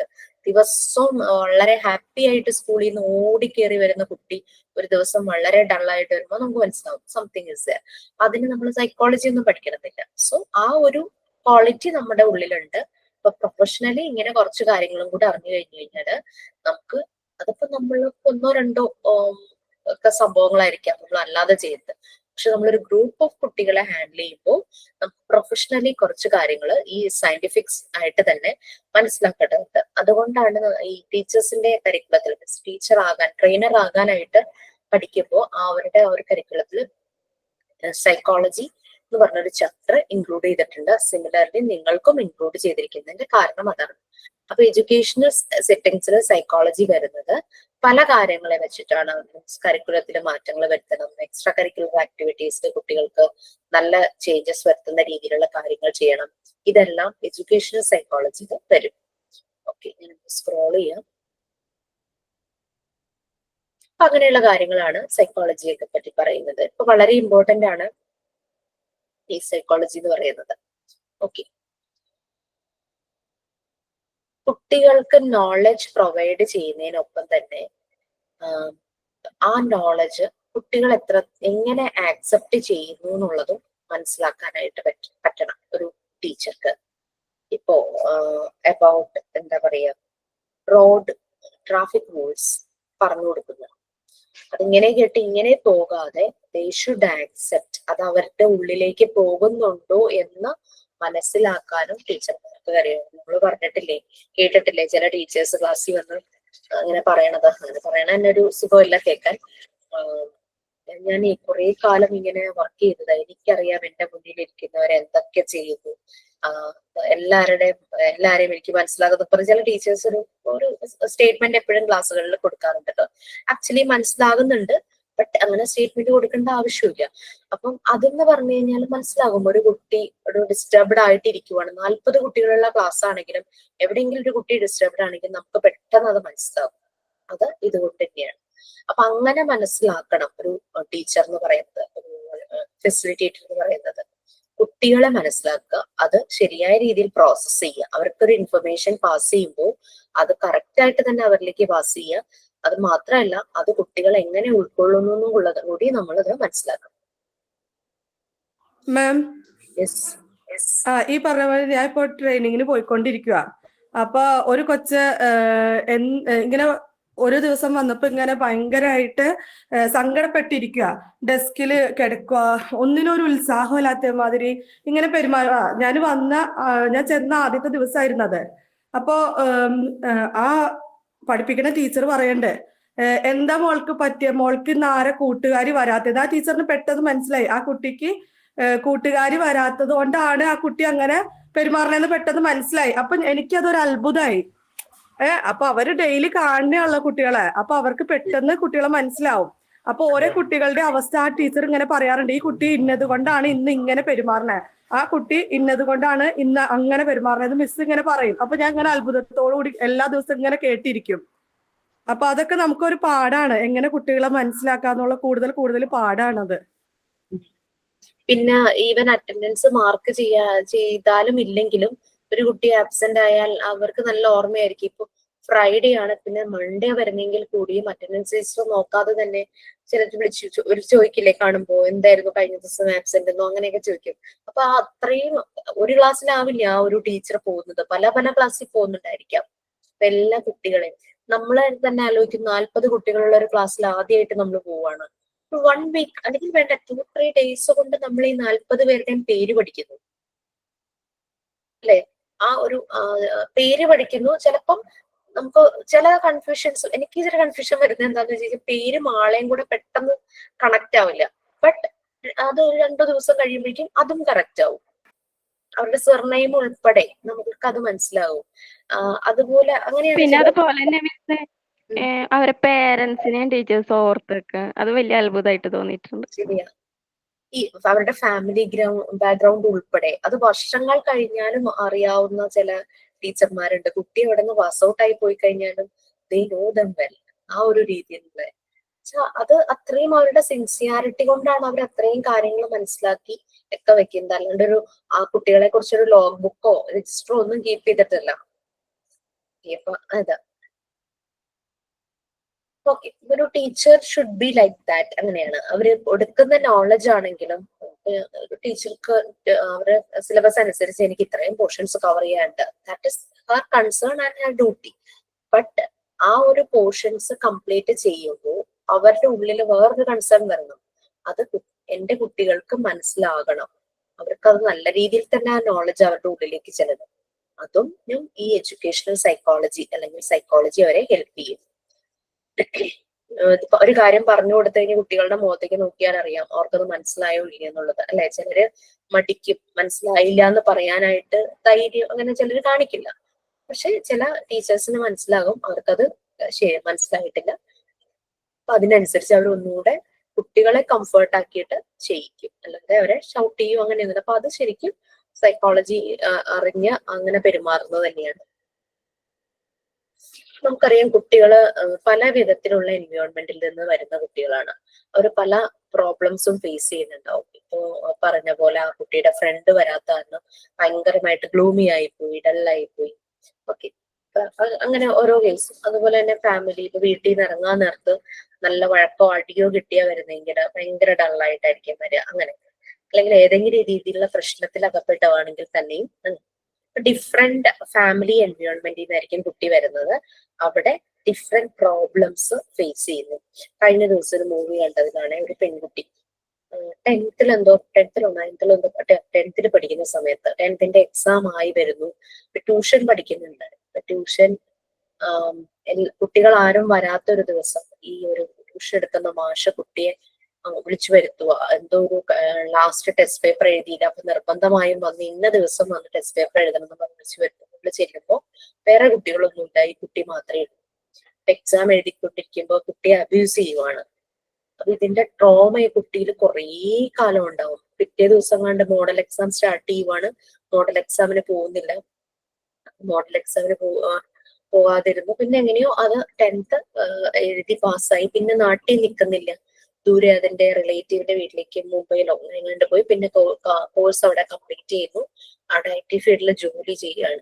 ഈ ജോബ് ചെയ്തുകൊണ്ടിരുന്നപ്പോ തന്നെ ഇതിങ്ങനെ ട്രോമ ഇതിങ്ങനെ മനസ്സിലുണ്ട്. അപ്പോ സ്കൂൾ കാലഘട്ടത്തിൽ ഒരു പ്രണയം മനസ്സിൽ തോന്നിയതൊക്കെ ഇതിന്ന് ബ്ലോക്ക് ചെയ്യുക. കാരണം ഇങ്ങനെ ഒരു കാര്യം സംഭവിച്ച കാരണം ആ പയ്യന്റെ അടുത്ത് സംസാരിക്കാനൊക്കെ ഇതിന് ഭയങ്കര ബുദ്ധിമുട്ട്. അങ്ങനെ ഇതിങ്ങനെ ഒരു തരം ജീവിതത്തിൽ നിന്ന് ഒളിച്ചോടി പോകുന്ന പോലെ കുട്ടി വേറെ നാട്ടിലേക്ക് പോയി. അവിടെ പഠിച്ച് അവിടെ ജോലിയായി. നാട്ടിലേക്ക് വരുന്ന തന്നെ വരാറേ തന്നെ ഇല്ലായിരുന്നു. അങ്ങനെ ഇവള് ഈ കൊച്ചിന്റെ നമ്പർ എങ്ങനെ മറ്റേ പയ്യൻ കണ്ടുപിടിച്ച് ഇവളെ കോണ്ടാക്ട് ചെയ്യാണ്. കാരണം അവൻ ആ ഇഷ്ടം അപ്പോഴും മനസ്സിലുണ്ട്. സ്കൂൾ കാലഘട്ടത്തിൽ കോണ്ടാക്ട് ചെയ്യുമ്പോൾ ഇവള് താല്പര്യം കാണിക്കുന്നില്ല. കാര്യം ഇഷ്ടമുണ്ടെങ്കിലും ഈ ഒരു ട്രോമ ഉള്ളത് കാരണം ആ പയ്യനോട് അവൾക്ക് മിങ്കിൾ ചെയ്യാൻ പറ്റുന്നില്ല. അങ്ങനെ ഇവന്റെ സ്നേഹം മനസ്സിലാക്കുമ്പോൾ ഇവളൊരു വീഡിയോ അവന് അയച്ചു കൊടുക്കുകയാണ്. വീഡിയോയുടെ കണ്ടന്റ് ഇതാണ് കേട്ടോ. കാരണം ഇവൾക്ക് ഈ ട്രോമയിൽ നിന്ന് കയറണം, പുറത്തേക്ക് ഇറങ്ങണം, വെന്റിലേറ്റ് ചെയ്യണം. സോ അതിന് വേണ്ടിയിട്ട് അവൾ ഈ ടോക്ക് ഷോ ഒക്കെ നടത്തും. അങ്ങനെ ഒരു ടോക്ക് ഷോയിലൂടെ ഒരു വലിയൊരു സദസ്സിനോട് ഈ സംഭവം പറയുവാണ്. എനിക്ക് ഇങ്ങനെ ഒരു ട്രോമ ഞാൻ സ്കൂളിൽ പഠിക്കുന്ന സമയത്ത് ഉണ്ടായിരുന്നു. അപ്പൊ എന്റെ എക്സാംസിനെയും സ്റ്റഡീസിനെയും അത് ഭയങ്കരമായി ബാധിച്ചു. അതുകൊണ്ട് നിങ്ങൾ എല്ലാവരും ശ്രദ്ധിക്കണം. പാരന്റ്സിനും മറ്റുമാണെന്ന് തോന്നുന്നു ആ ഒരു ക്ലാസ് പോലെ കൊടുക്കുന്നത്. അപ്പൊ ഇങ്ങനെ അന്നത്തെ എന്റെ ആ പ്രായത്തിലുള്ള ഒരു പെൺകുട്ടിക്ക് അത് താങ്ങാവുന്നതിനും അപ്പുറമായിരുന്നു എന്നൊക്കെ പറഞ്ഞ് ഇവളത് പറയുമ്പോൾ ഇവൾ ശരിക്കും റിലാക്സ്ഡ് ആവുകയാണ്. ഈ പയ്യന് വീഡിയോ അയച്ചു കൊടുത്തിട്ട് അവനത് കണ്ടു കഴിഞ്ഞപ്പോ അവന് മനസ്സിലായി എന്തുകൊണ്ടാണ് അവൾ അങ്ങനെ ഒരു പോയതെന്നുള്ളതൊക്കെ മനസ്സിലായി. അവൻ അവളോടുള്ള സ്നേഹവും റെസ്പെക്റ്റും കൂടുന്നു. ആ ഒരു അവനൊരു നല്ലൊരു മെസ്സേജ് അവൾക്ക് അയക്കുന്നു. അവളെ കെയർ ചെയ്യുന്ന രീതിയിൽ തന്നെ എക്സ്പ്രസ് ചെയ്യുന്ന ഒരു മെസ്സേജ് അതായിരുന്നു. അപ്പൊ ഈ അതുകൊണ്ട് നമുക്കറിയില്ല കുട്ടികൾ ഏത് ബാക്ക്ഗ്രൗണ്ടിൽ നിന്നാണ് വരുന്നത്. ഈ കുട്ടിക്ക് അമ്മയില്ലാത്തൊരു പെൺകുട്ടിയായിരുന്നു, അച്ഛനും മുത്തശ്ശിയും മാത്രമേ ഉള്ളൂ. അവർക്ക് മനസ്സിലാകുന്നില്ല എന്തുകൊണ്ടായിരുന്നു. പക്ഷെ അച്ഛനുമായിട്ട് ഭയങ്കര അടുപ്പായിരുന്നു. അച്ഛനോട് ഇവള് കാര്യം പറയും, ഇങ്ങനെ ഒരു സംഭവം ഉണ്ടായത് പറയും. അച്ഛൻ എന്തോ ആ ട്യൂഷൻ മാഷിനെ അന്വേഷിച്ച് പോകുമ്പോഴേക്കും അയാൾ അവിടുന്ന് കടന്നു കളഞ്ഞിട്ടുണ്ടായിരുന്നു. ആ നാട് തന്നെ ഉപേക്ഷിച്ച് എങ്ങോട്ട് പോയിട്ടുണ്ടായിരുന്നു. അങ്ങനെയൊക്കെ ഒരു കഥ. അതില് കുട്ടികൾ ഏത് രീതിയിലുള്ള പ്രശ്നങ്ങളിലൂടെയും കടന്നു പോകാം. ഇത് പെട്ടെന്ന് മനസ്സിലാക്കുന്നത് പാരന്റ്സിനും അതുപോലെ തന്നെ ടീച്ചേഴ്സിനുമാണ്. ഓക്കെ, ഇപ്പൊ വീട്ടിലുണ്ടാവുന്ന ഒരു പ്രോബ്ലം അവരൊരു പക്ഷെ വീട്ടിൽ പറയില്ല.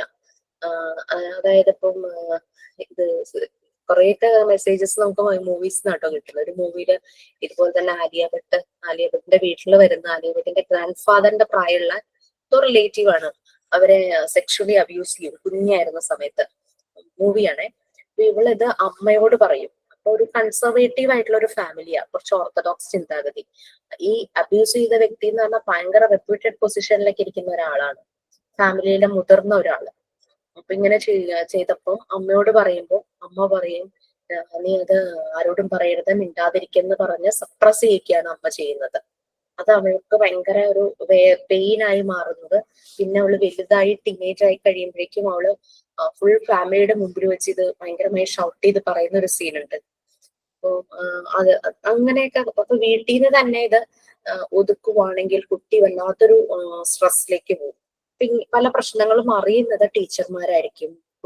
അത് ഫാമിലിയിൽ പലപ്പോഴും ഇതിനെ ഒളിപ്പിച്ചു വെക്കുകയോ അങ്ങനെയൊക്കെ ചെയ്യാനുള്ള ചാൻസസ് വളരെ കൂടുതലാണ്. ഇപ്പൊ പിന്നെ കുറച്ചുകൂടെ ഫാമിലി ആ ഒരു അവരുടെ ഒരു തോട്ട് പ്രോസസ് ഒക്കെ കുറെ കൂടെ ഒക്കെ മാറ്റം വന്നിട്ടുണ്ട്, കുറച്ചുകൂടെ വൈഡ് ആയിട്ടുണ്ട്. സോ എല്ലായിടത്തും നല്ല രീതിയിലുള്ള സപ്പോർട്ട് തന്നെ വരുന്നുണ്ട്.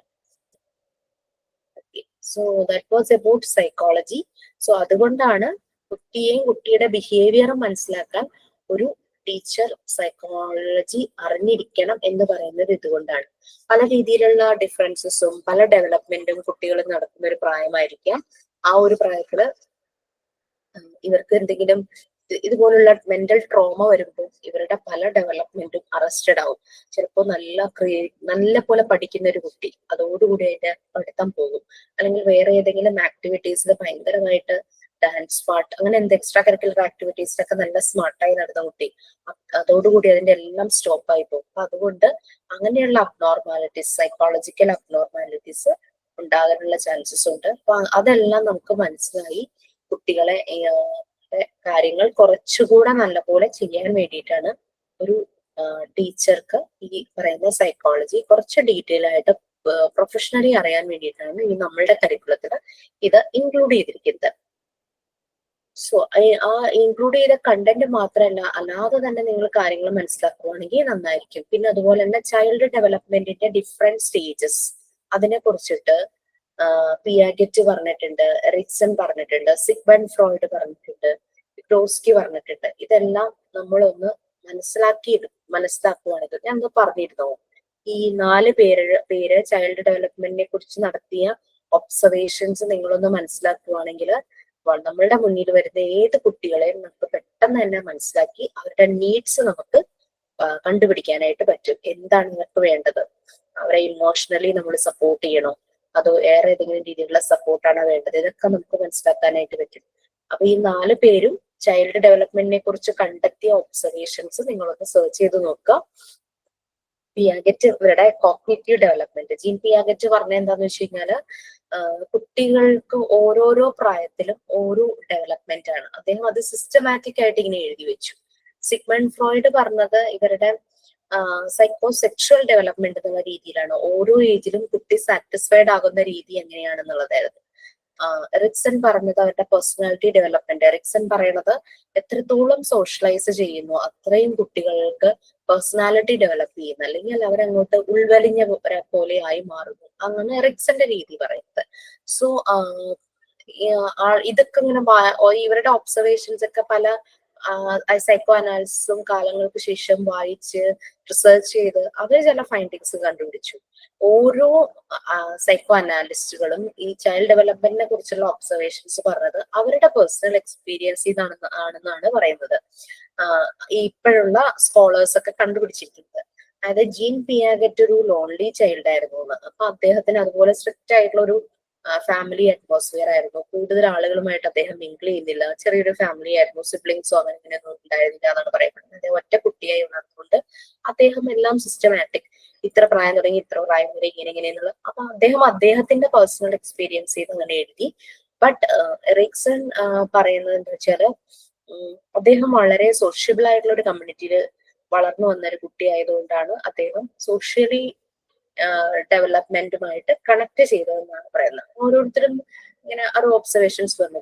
വട്ട് എവർ ഇറ്റ് ബി, ഈ 4 പേരെ കുറിച്ചും നിങ്ങളൊന്ന് അവര് ചൈൽഡ് ഡെവലപ്മെന്റിനെ കുറിച്ച് തന്നിട്ടുള്ള അവരുടെ ഒബ്സർവേഷൻസ് ഒന്ന് മനസ്സിലാക്കുവാണെങ്കിൽ ഈസി ആയിരിക്കും നമുക്ക് നമ്മുടെ മുന്നിൽ വരുന്ന കുട്ടികളെ മനസ്സിലാക്കാൻ. ഓക്കെ, സോ അത് കഴിഞ്ഞു. സൈക്കോളജി ഓൾമോസ്റ്റ് നമുക്ക് എന്തിനാണ് സൈക്കോളജി, വൈ സൈക്കോളജി നീഡഡ് എന്നുള്ളത് മനസ്സിലായല്ലോ. നെക്സ്റ്റ് അടുത്തത് കണ്ടോ, ഈ എഡ്യൂക്കേഷണൽ സൈക്കോളജി. എഡ്യൂക്കേഷണൽ സെറ്റിംഗ്സില് സൈക്കോളജിയുടെ ഇമ്പോർട്ടൻസ്.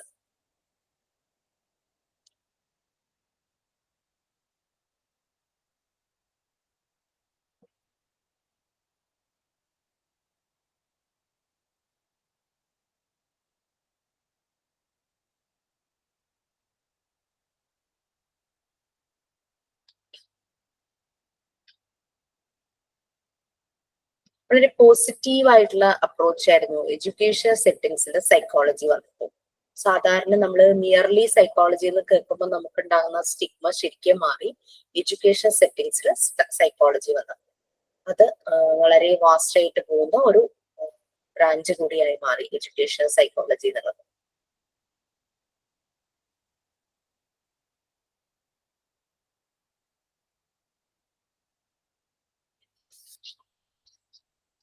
സൈക്കോളജിയുടെ എഡ്യൂക്കേഷണൽ ഫീൽഡ്സിൽ കണ്ടുപിടിച്ച സൈക്കോളജിക്കൽ ഫൈൻഡിങ്സിന്റെ ആപ്ലിക്കേഷൻ ആണ് എഡ്യൂക്കേഷണൽ സൈക്കോളജി എന്ന് പറയുന്നത്. നമ്മൾ ഓൾറെഡി പറഞ്ഞു സൈക്കോളജി എന്ന് പറയുന്നത് scientific study of human behaviour അല്ലെ, അങ്ങനെ പറഞ്ഞു. സോ ഈ scientific study of human behaviour educational ഫീൽഡിൽ എന്തെല്ലാം ആവശ്യങ്ങൾ ഉണ്ടെന്നുള്ള ഫൈൻഡിങ്സ് എഡ്യൂക്കേഷണൽ സെറ്റിംഗ്സിൽ അപ്ലൈ ചെയ്തപ്പോൾ എഡ്യൂക്കേഷണൽ സൈക്കോളജി ആയിട്ട്. ഒരു കുട്ടി എഡ്യൂക്കേഷണൽ സെറ്റിംഗ്സിൽ ഒരു ഇൻഡിവിജ്വലിന്റെ ഡെവലപ്മെന്റ് സിസ്റ്റമാറ്റിക് സ്റ്റഡി, അതിന്റെ സിസ്റ്റമാറ്റിക് സ്റ്റഡിയാണ് എഡ്യൂക്കേഷണൽ സൈക്കോളജി എന്ന് പറയുന്നത്. അതായത് it deals with the behaviour of human beings in educational settings അല്ലെങ്കിൽ എഡ്യൂക്കേഷണൽ സിറ്റുവേഷൻ. അങ്ങനെയുള്ള ഒരു ഫീൽഡില് എഡ്യൂക്കേഷണൽ ഫീൽഡ് ഹ്യൂമൻ ബിഹേവിയറിന്റെ സ്റ്റഡിയാണ് എഡ്യൂക്കേഷണൽ സൈക്കോളജി എന്ന് പറയുന്നത്. Psychology itself the study of human behaviour, അത് എഡ്യൂക്കേഷണൽ സെറ്റിംഗ്സിലാകുമ്പോഴേക്കും that is educational psychology. Behaviour science ആണ് ശരിക്കും എഡ്യൂക്കേഷണൽ സൈക്കോളജി എന്ന് പറയുന്നത്. ഹ്യൂമൻ ബിഹേവിയറും എഡ്യൂക്കേഷനും അതാണ് ഇതിന്റെ മെയിൻ റെഫറൻസസ് അല്ലെങ്കിൽ കീ ഫാക്ടേഴ്സ് എന്ന് പറയുന്നത്. ഒരു കുട്ടി, ആ കുട്ടിക്ക് പല പോസിറ്റീവ്നെസ് ഉണ്ടാകും, പല രീതിയിലുള്ള ഇൻസൈറ്റുകൾ ഉണ്ടാകും, പല ക്വാളിറ്റീസ് ഉണ്ടാകും, പല പൊട്ടൻഷ്യൽ ഉണ്ടാകും, പവർ ഉണ്ടാവും. ഇതെല്ലാം ഫൈൻഡ് ഔട്ട് ചെയ്ത് അവന്റെ പേഴ്സണാലിറ്റിയുടെ ഒരു ഓൾറൗണ്ട് ഡെവലപ്മെന്റ്, അതാണ് ഇതിന്റെ ഒരു എയിം എന്ന് പറയുന്നത്. അങ്ങനെ ഒരു അട്രാക്റ്റീവ് ചേഞ്ചസ് കുട്ടികളിൽ ഉണ്ടാക്കുക. നമ്മള് ഓൾറെഡി പറഞ്ഞിട്ടുണ്ടായിരുന്നു ഒരു ആടുതോം എന്നുള്ള ക്യാരക്ടർ ചെയ്ത മോഹൻലാലിന്റെ ആ മൂവി സ്ഫടികം, അതില് വളരെയധികം പൊട്ടൻഷ്യലും കാലിബറും ഉള്ള ഒരു കുട്ടിയായിരുന്നു ചെറുപ്പത്തില് മോഹൻലാലിന്റെ ക്യാരക്ടർ. പക്ഷെ അവന്റെ അച്ഛൻ അതൊന്നും ഫൈൻഡ് ഔട്ട് ചെയ്യുന്നില്ല. അച്ഛൻ വരയ്ക്കുന്ന ആ വര, അതിലൂടെ മകൻ പോകണം എന്നുള്ള ഒരു ദുർവാശി അച്ഛൻ ഉണ്ടായിരുന്നത് അവന്റെ ഫ്യൂച്ചറെ നശിപ്പിച്ചു. അവന്റെ ലൈഫ് പിന്നെ അങ്ങ് ചേഞ്ച് ആവുക ചെയ്യുന്നത്. പല ഗ്യാങ്ങുകളിലും പെടുന്നു, അങ്ങനെ ഒരു രീതി ആ ഒരു മൂവിയിലെ കാണിക്കുന്നുണ്ട്. സോ ലാസ്റ്റ് അച്ഛൻ തിരിച്ചറിഞ്ഞു വരുമ്പോഴേക്കും ഒത്തിരി സമയം വൈകിട്ടുണ്ടായിരുന്നു. അവന്റെ ഫൈൻഡിങ്സ്, ചെറുപ്പത്തിൽ അവന്റെ ഫൈൻഡിങ്സ് ഒക്കെ വളരെ അപ്രീഷ്യബിൾ ഒക്കെ ആയിരുന്നു.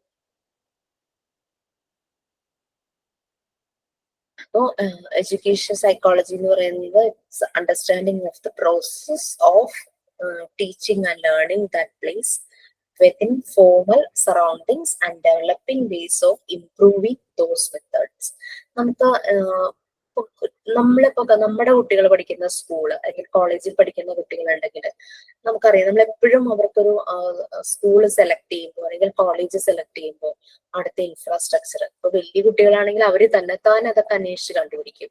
അവിടുത്തെ രീതികള്, അവിടെ ക്യാമ്പസ് പ്ലേസ്മെന്റ് ഉണ്ടോ, ഇപ്പൊ വലിയ കോളേജൊക്കെ ആണെങ്കിൽ അങ്ങനെ, പിന്നെ എത്ര വർഷമായി, എത്ര പേര് അവിടുത്തെ പ്ലേസ്ഡ് ആയിട്ട് പോയി, അങ്ങനെ കുറെ കാര്യങ്ങൾ നോക്കും. അല്ലെ, ഒരു റിവ്യൂ നോക്കുന്ന പോലെ നമ്മളൊരു പ്രോഡക്റ്റ് വാങ്ങുമ്പോൾ റിവ്യൂ നോക്കുന്ന പോലെ എത്ര റേറ്റിംഗ് ഉണ്ട് എന്നുള്ള രീതിയിലൊക്കെ നോക്കിയിട്ടാണ് നമ്മൾ ഒരു സാധനം വാങ്ങുന്നത്.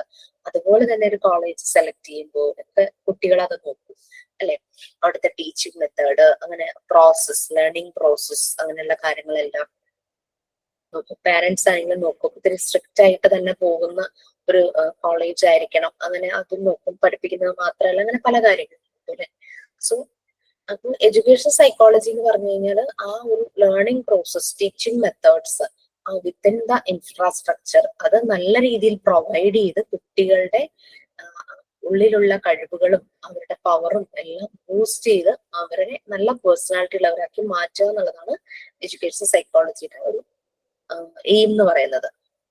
ഇനി അത് കുട്ടികളെ മാറ്റുന്നതിനോടൊപ്പം തന്നെ ടീച്ചർക്കും ചില കാര്യങ്ങൾ പ്രൊവൈഡ് ചെയ്യുന്നുണ്ട്. കുട്ടികളെ എങ്ങനെ മനസ്സിലാക്കാം, എങ്ങനെ അവരുടെ എബിലിറ്റി ഇംപ്രൂവ് ചെയ്യാന്നുള്ളത്.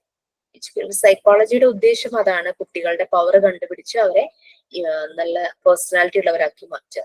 So at the same time അത് ടീച്ചർക്ക് സപ്പോർട്ട് കൊടുക്കുന്നു, how they can find out the power of kid, ആ കുട്ടികളുടെ പൊട്ടൻഷ്യൽ, കാലിബർ എങ്ങനെ മനസ്സിലാക്കി എടുക്കാം എന്നുള്ളതും കൊടുക്കും. സംടൈംസ് ചില ക്വസ്റ്റ്യനെയറോ അങ്ങനെയുള്ള ചില ആക്ടിവിറ്റീസ് ഒക്കെ ചെയ്യിച്ചിട്ട് അങ്ങനെ മനസ്സിലാക്കാനായിട്ട് പറ്റും. പിന്നെ ഓരോ കുട്ടിയും വ്യത്യസ്തരാണെന്ന് പറഞ്ഞു. ഇൻഡിവിജ്വൽ ഡിഫറൻസസ്, ഓരോ കുട്ടിയും ഓരോ രീതിയിലുള്ള കാര്യങ്ങളാണ്. പിന്നെ നമ്മൾ എഡ്യൂക്കേഷൻ സൈക്കോളജി പറഞ്ഞപ്പം അതിന്റെ മെയിൻ ഫേസസ് നമ്മൾ പറഞ്ഞു പോയിരുന്നു. നേച്ചർ ഓഫ് എഡ്യൂക്കേഷൻ സൈക്കോളജി, ആ ഇതിൽ വരുന്ന കീ ഫാക്ടേഴ്സ്, മെയിൻ ഫാക്ടേഴ്സ് എന്ന് പറയുന്നത് എഡ്യൂക്കേഷൻ സൈക്കോളജി കീ ഫാക്ടേഴ്സ് ഏതൊക്കെയാണ്? ഒന്ന് ലേണർ, പിന്നെ ലേണിംഗ് പ്രോസസ്, പിന്നെ ട്രെയിനർ, ടീച്ചർ എന്ന് പറഞ്ഞ് ഫെസിലിറ്റേറ്റർ, പിന്നെ ലേണിംഗ് സിറ്റുവേഷൻ ഓർ എൻവയോൺമെന്റ്, എന്തെങ്കിലും കാര്യങ്ങൾ പഠിച്ചു കഴിയുമ്പോൾ കുട്ടികൾക്ക് കിട്ടുന്ന എക്സ്പീരിയൻസസ്. ഇങ്ങനെയുള്ള 5 കീ ഫാക്ടേഴ്സ് നമ്മൾ പറഞ്ഞിരുന്നു. ലേണർ, പിന്നെ ടീച്ചർ എന്നുള്ളതിന് പകരം നമുക്ക് ഫെസിലിറ്റേറ്ററിനോ ട്രെയിനറിനോ യൂസ് ചെയ്യാം. പിന്നെ ലേണിംഗ് പ്രോസസ്സിലൂടെയാണ് അവർ പല കാര്യങ്ങളും എക്സ്പീരിയൻസ് ചെയ്യുന്നത്. അതുകൊണ്ടാണ് ഞാൻ ആ ഓർഡറിൽ പറയുന്നത്. ലേണിംഗ് എക്സ്പീരിയൻസസ്, പിന്നെ ഇത് നടക്കുന്ന സ്ഥലവും ആ ഒരു learning situation or environment. First preference എപ്പോഴും കുട്ടികൾക്ക്, അല്ലെ, they are the king, they are the masters, അല്ലെങ്കിൽ കസ്റ്റമർ ഈസ് ദ കിങ് എന്നൊക്കെ നമ്മൾ പറയുന്ന പോലെ തന്നെ ഇവിടെ ലേണർ ആണ് കിങ് എന്ന് പറയുന്നത്. Learner, then facilitator or trainer, പിന്നെ ലേണിംഗ് പ്രോസസ്, അവർ പഠിക്കുന്ന ആ ഒരു പ്രോസസ്സിലൂടെ അവർക്ക് കിട്ടുന്ന ലേണിംഗ് എക്സ്പീരിയൻസസ്, പിന്നെ ആ പ്രോസസ് നടക്കുന്ന സ്ഥലം, ലേണിംഗ് സിറ്റുവേഷൻ ഓർ എൻവയോൺമെന്റ്. ഈ 5 ഫാക്ടേഴ്സ് എഡ്യൂക്കേഷൻ സൈക്കോളജിയിൽ വളരെ ഇമ്പോർട്ടന്റ് ആയിട്ടുള്ളതാണ്. ഓക്കെ, ലേണർ എങ്ങനെയായിരിക്കണം?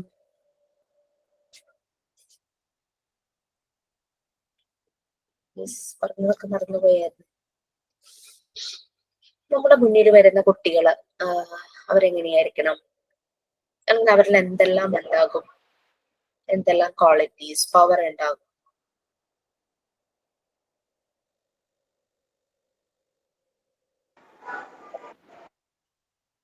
അവർക്ക് ഇൻഡിവിജ്വൽ ഡിഫറൻസസ്, അല്ലെ, ഓരോ കുട്ടിയും യൂണീക്ക് ആയിരിക്കും. അവർക്ക് പല പ്രസൻസ് ഓഫ് മൈൻഡ്, പല ഡിഫറൻസസ് ഉണ്ടായിരിക്കും. പൊട്ടൻഷ്യൽ അതുണ്ടാവും, പല രീതിയിലുള്ള പൊട്ടൻഷ്യൽസ്. ചിലർക്ക് പാട്ട് പാടാനാണെങ്കിൽ, ചിലർക്ക് ഡാൻസ് ചെയ്യാനായിരിക്കും, ചിലർക്ക് കാര്യങ്ങൾ നല്ല രീതിയിൽ പ്രസന്റ് ചെയ്യാനുള്ള ഒരു കഴിവുണ്ടായിരിക്കും. ഒരു ടോപ്പിക് കൊടുത്തു കഴിഞ്ഞ് കഴിഞ്ഞാൽ സെമിനാർ പോലെ നല്ല പോലെ പഠിച്ച് പ്രസന്റ് ചെയ്യുന്നവരുണ്ടാവും ചിലര്. ചിലർ നല്ലപോലെ പെയിന്റ് ചെയ്യുന്നവരുണ്ടാവും. അങ്ങനെ പല പല ക്വാളിറ്റീസ് ഉള്ള കുറേ ഇൻഡിവിജ്വൽസ് വരുന്നതാണ് ഈ ലേണർ എന്നുള്ള ആ ഒരു കാറ്റഗറിയിൽ വരുന്നത്. അവർ യുണീക്കാണ്. They have many potential, calibre, അങ്ങനെയെല്ലാം ഉണ്ടായിരിക്കും. ഓക്കെ. പിന്നെ ഇപ്പം കോളേജ് ലെവലിലുള്ള കുട്ടികളാണെങ്കിൽ ഫ്രം അവരുടെ ആ ഒരു ചൈൽഡ്ഹുഡിൽ നിന്ന് അഡൾട്ട്ഹുഡിലേക്ക് വരുമ്പോഴുണ്ടാകുന്ന പ്രോസസ് പലരിലും പല രീതിയിലായിരിക്കും. പിന്നെ പിന്നെ ഫെസിലിറ്റേറ്റർ അല്ലെങ്കിൽ ടീച്ചർ അല്ലെങ്കിൽ ട്രെയിനർ എന്ന് പറയുന്നത് ഇതിനകത്ത് ലാസ്റ്റ് കൊടുത്തത് ഞാൻ പറഞ്ഞപ്പം അത് ആദ്യം ഒന്ന് പറഞ്ഞത് മാത്രം. ഒരു ടീച്ചർ അതൊരു സപ്പോർട്ട് ചെയ്യുന്ന വലിയൊരു എനർജി സോഴ്സ് ആയിരിക്കണം ടീച്ചർ എന്ന് പറയുന്നത്, അല്ലെങ്കിൽ ഫെസിലിറ്റേറ്റർ, ട്രെയിനർ എന്ന് പറയുന്നത്. നല്ല രീതിയിൽ ഗൈഡ് ചെയ്യണം അല്ലെ. അവനൊരു പൊട്ടൻ ഫോഴ്സ് ആയിരിക്കും. ഈ ഒരു ലേണിംഗ് പ്രോസസ് നല്ല രീതിയിൽ കുട്ടികളിലേക്ക് പ്രൊവൈഡ് ചെയ്യാൻ പറ്റുന്ന ഒരു എനർജി സോഴ്സ് ആയിരിക്കണം ഈ ഫെസിലിറ്റേറ്റർ അല്ലെങ്കിൽ ട്രെയിനർ എന്ന് പറയുന്നത്. അദ്ദേഹത്തിന് പല പേഴ്സണൽ പ്രശ്നങ്ങൾ ഉണ്ടാകാം, കോൺഫ്ലിക്ട്സ് ഉണ്ടാകാം, പല കാര്യങ്ങളിലും അദ്ദേഹത്തിന് കോംപ്രമൈസ് ചെയ്യേണ്ടതായിട്ട് വരും. But that doesn't affect the development of the kid. Okay. അങ്ങനെയുള്ള പേഴ്സണാലിറ്റി ട്രേറ്റ്സ് അങ്ങനെയുള്ളതൊന്നും കുട്ടികളെ ബാധിക്കാത്ത രീതിയിൽ നല്ല രീതിയിൽ മാനേജ് ചെയ്യാൻ പറ്റുന്ന ആളായിരിക്കണം ഈ ഒരു ട്രെയിനർ അല്ലെങ്കിൽ ഫെസിലിറ്റേറ്റർ എന്ന് പറയുന്നത്. പിന്നെ ലേണിംഗ് പ്രോസസ്, പല രീതിയിലുള്ള ലേണിംഗ് പ്രോസസ് ഉണ്ടായിരിക്കും അല്ലെ. ഇതിനകത്ത് ഇമ്പോർട്ടന്റ് ആയത് നിങ്ങളെയാണ് ഇങ്ങനെ കൂടുതൽ പറയുന്നത്. പല കാര്യങ്ങളും കുട്ടികളെ ഒക്കെ മനസ്സിലാക്കി കൊടുക്കേണ്ടതായിട്ട് വരും. അവരുടെ ലോജിക്കൽ അനാലിസിസ്, അവരുടെ ആപ്റ്റിറ്റ്യൂഡ്, പ്രോബ്ലം സോൾവിങ് മെത്തേഡ്സ്, അങ്ങനെ പലതും ഈ ലേണിംഗ് പ്രോസസ്സിലൂടെ കടന്നു പോകും. ഒരു എഫിഷ്യന്റ് ലേണിംഗ് പ്രോസസ് ആയിട്ട് തന്നെ, അത് ക്വാളിറ്റി ഉള്ള ഒരു ലേണിംഗ് പ്രോസസ് ആയിട്ട് തന്നെ മുന്നോട്ട് പോകണം. കുട്ടികൾ അതിൽ നിന്ന് കുറേ കാര്യങ്ങൾ എക്സ്പീരിയൻസ് ചെയ്യും. That is learning experiences. Desirable ആയിട്ടുള്ള നല്ല രീതിയിൽ പോസിറ്റീവ് ആയിട്ടുള്ള ഒരു എക്സ്പീരിയൻസസ് ആണ് കൂടുതലും നല്ലത് for their development. Next learning situation or environment. ഇവര് പഠിക്കുന്ന ആ ഒരു ചുറ്റുപാട്, surrounding situations, may be class room ആയിരിക്കാം, അങ്ങനെ ഏതെങ്കിലും എന്ത് രീതിയിലുള്ള ലേണിംഗ് സിറ്റുവേഷൻ ആണെങ്കിലും അവിടെ യൂസ് ചെയ്യുന്ന ടെക്നിക്സ്, എയ്ഡ്സ് എല്ലാം ഇതിനകത്ത് വരും. ഇത്രയുമായിരുന്നു എഡ്യൂക്കേഷൻ സൈക്കോളജിയുടെ 5 കീ ഫാക്ടേഴ്സ് ആയിട്ട് നമ്മൾ പറഞ്ഞത്.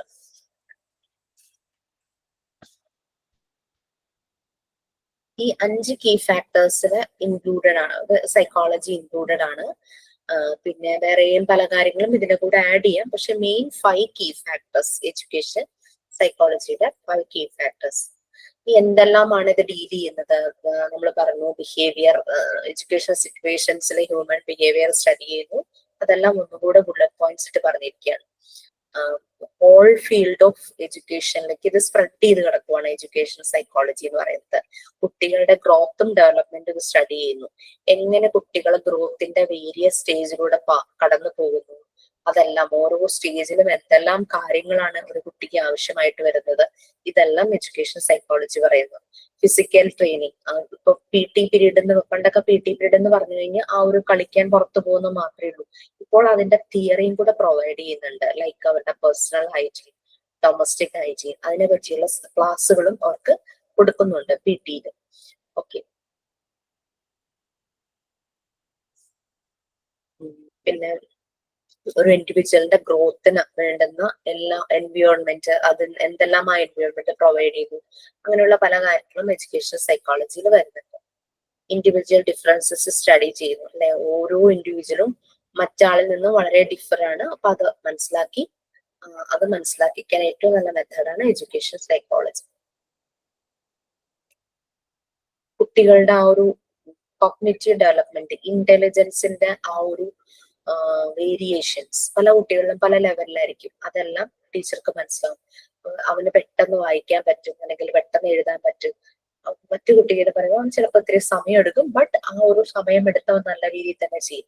അങ്ങനെ കുട്ടികളെ ഫോഴ്സ്ഫുള്ളി ചെയ്യിക്കാതെ അവരുടെ കാലിബർ എന്താണോ അതിനനുസരിച്ച് അവരെ മുന്നോട്ട് കൊണ്ടുപോകാനായിട്ട് പറ്റുന്ന ഒരു ടീച്ചർ ആയിരിക്കണം. അത് ത്രൂ ദിസ് എഡ്യൂക്കേഷൻ സൈക്കോളജി അവർക്കത് മനസ്സിലാവുന്നതാണ് പറയുന്നത്. ഇതിന്റെ സ്കോപ്പ് വളരെ കൂടുതലാണ്. ലൈക്ക് ഈ 5 കീ ഫാക്ടേഴ്സ് വരുന്നുണ്ട്. പിന്നെ സ്കോപ്പ് കൂടുതലാണ്. പിന്നെ പലപ്പോഴും ലിമിറ്റേഷൻസ് ഉണ്ട്. എന്തൊരു കാര്യമാണെങ്കിലും അതിനൊരു ലിമിറ്റേഷൻസ് വരുമല്ലോ. അപ്പൊ നമ്മൾ പറഞ്ഞു ഇതിന്റെ എൻവിയോൺമെന്റിന്റെ ചില പ്രശ്നങ്ങൾ ഒക്കെ അതിന്റെ ലിമിറ്റേഷൻസ് ആണ്. അപ്പൊ അങ്ങനെ കുറെ കാര്യങ്ങൾ വരാം.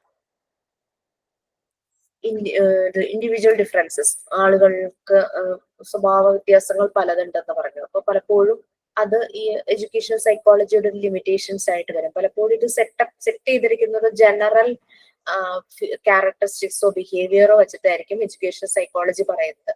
ബട്ട് സംടൈംസ് നമുക്കത് അപ്ലൈ ചെയ്യാൻ പറ്റാത്ത സിറ്റുവേഷൻസ് വരാം. ആളുകളുടെ ഇൻഡിവിജ്വൽ ഡിഫറൻസസും ഉണ്ട്. പിന്നെ ഹ്യൂമൻ ബീയിങ്ങിന് അങ്ങനെ പരീക്ഷണങ്ങൾ നടത്താൻ പറ്റില്ലല്ലോ. So that is the limitations, one of the limitations. പിന്നെ തിയറിയും, ഏതൊരു കാര്യത്തിലും തിയറിയും പ്രാക്ടിക്കലും തമ്മിൽ നല്ലൊരു അന്തരം, നല്ലൊരു ഗ്യാപ്പ് ഉണ്ട്.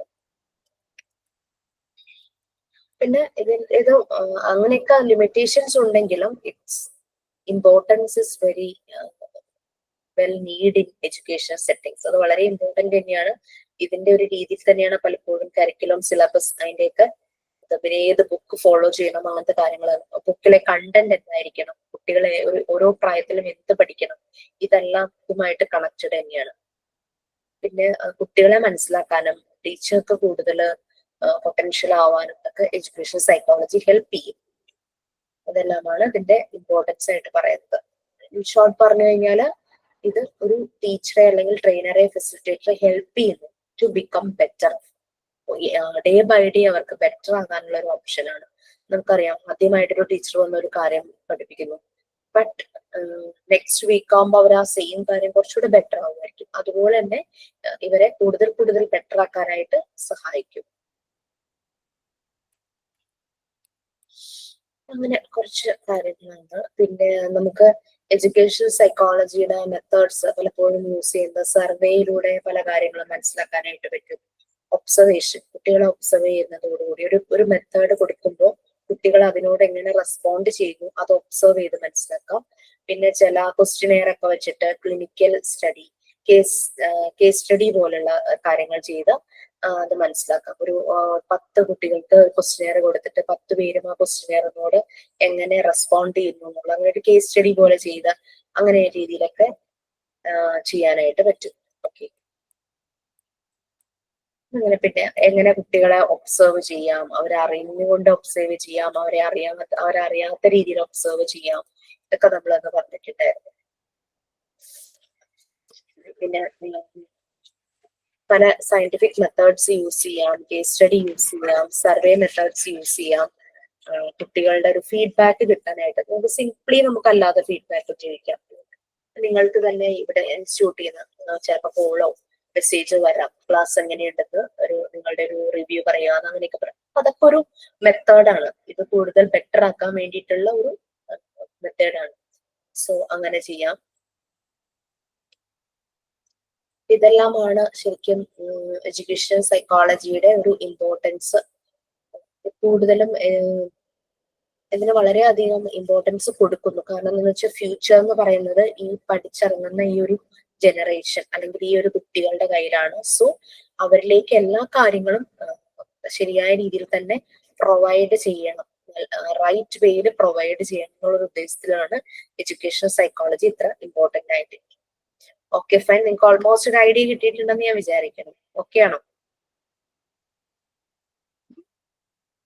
Yes ma'am.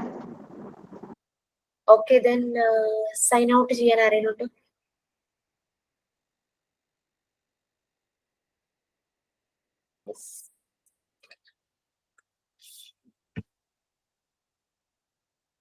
സൈൻ ഔട്ട് ചെയ്യാൻ ആരെങ്കിലും?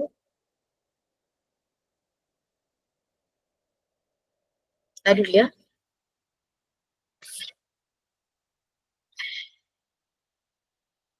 Okay, then by.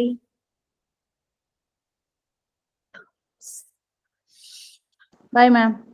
Okay, bye. Thank you, ma'am. Thank you, ma'am. Bye.